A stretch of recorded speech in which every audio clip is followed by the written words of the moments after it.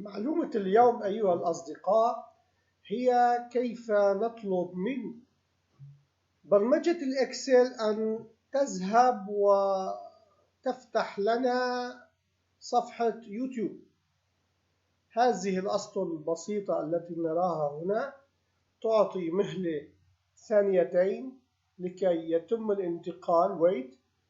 الانتقال إلى نرسل عن طريق الكيبورد هذه المهام ونعطي مهام المادة لكي يتم تنفيذ برنامج ويتم طلب برنامج أن ندخل إلى جوجل كروم ونفعل أبليكيشن كروم EXE.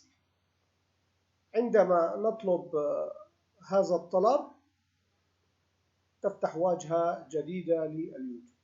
لنذهب ونرى في الملف التنفيذي.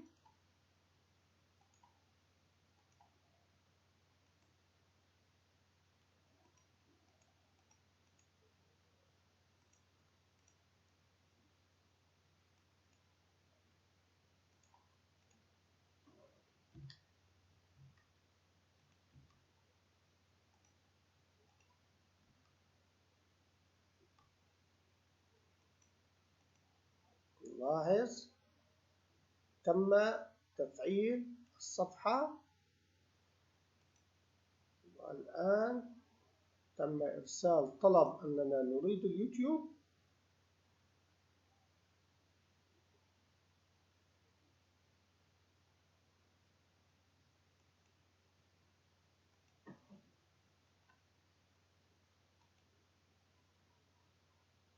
وهنا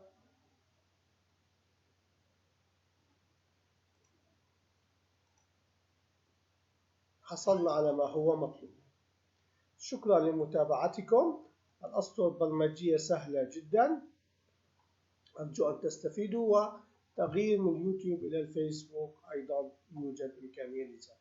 نلتقي غدا إن شاء الله.